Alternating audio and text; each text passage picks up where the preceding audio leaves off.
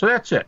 Crucifixion, real experiences, proclaimed very, very early, turned the world upside down, turned their lives upside down, James and Paul. I would use those facts, and let me just say, when I say 6 facts, I mean the data that confirm the facts. And when I say data that confirm the facts, I'm talking about data the critics allow. I'm going to use their methods. So I'm going to use arguments that, for the most part, a Bart Ehrman will allow. For the most part, Rudolf Bultmann will allow them. And we can use that data. If you get a resurrection from that data, you're on the way in the right direction. Yes, those people will allow this information.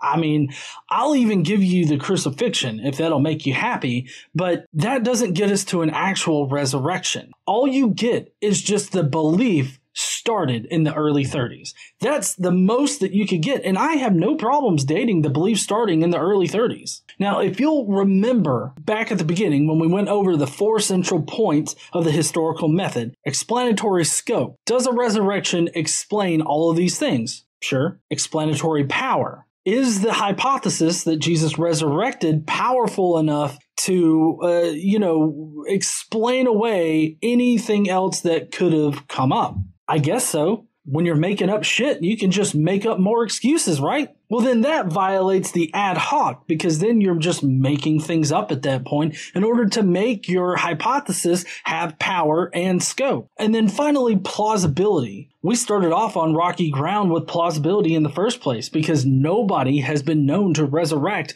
like Jesus has in the past. Also, another thing that negatively affects this plausibility is the history of the Old Testament. We know that the Old Testament is not legitimate history. There are some historical aspects to the Old Testament, like succession of kings and things of that nature, but as far as where the faith started and it being proof of Yahweh God does not actually help support plausibility. The history of the Bible in general does not help the plausibility. So while they may end up with explanatory scope and explanatory power, they also end up making things up as they go along in order to support that explanatory scope and power, and it's highly implausible. What they do is they end up presupposing that God does exist, and then they can get to supernatural things, which we're going to cover next. Because they go into a question in Q&A, it really goes into just how bad their methodology is and how much their bias is affecting their critical thinking skills.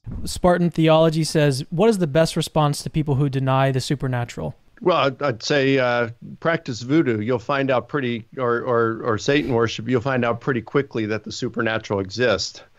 What was that, Mike? Practice voodoo and you'll know that the supernatural exists? No, not even voodoo proves that the supernatural exists there, Mike. I don't even know what you're talking about at this point. Also, for the most part, Satanists are pretty much atheist in their beliefs. They don't actually believe in a literal Satan. I'm guessing he still has the whole occult sort of pentagram drawn in blood with candles lit sacrificing small children on an altar in his head right now. But even then, I don't know why that would prove to me that the supernatural exists. Yeah, you know what? I would say there's a lot of ways to skin a cat on this one, and I'll just mention 2 or 3, but only hit one. All the good arguments for God's existence, you may not like them, but if you think there's a good argument, that alone changes the argument. Wait a second. As long as you think it's a good argument, that makes it a better argument? I mean, how does this logically follow? I could think something is a good argument and it's not a good argument. But how does me thinking it's a good argument make it a good argument? This is fucking confusing. If this is a universe, Mike's the one who often says, yeah, the resurrection is impossible as a natural event. But if there's a God, he can do it. Here's all you need. Is there a God? Well, I sort of think that. And could he do a miracle if he wanted to? Well, I guess he could. Bingo. Bing fucking oh. Now, if you've been keeping in mind these tenets of the historical method, This would violate the third one, and that's ad hoc. He's just ad hoc asserting that God does exist, and he's ad hoc asserting that God could make miracles happen in this reality. He's just ad hoc asserting all of these things in order to make his hypothesis work. This is not how critical thought works. And I really don't understand why people are confused, rather Christians are confused, when I'm not convinced by these shitty arguments. That's all you need to upset the worldview apple cart. Mike gave another one. What about the occult? But here's another one. Near-death experiences.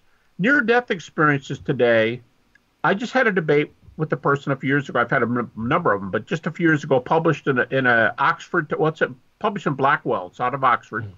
And in there, I recount 300 highly evidenced near-death experiences. I divide them into 5 categories of evidence. Okay, just to tell you there's hard evidence for NDEs. Here's the only point I'm going to make.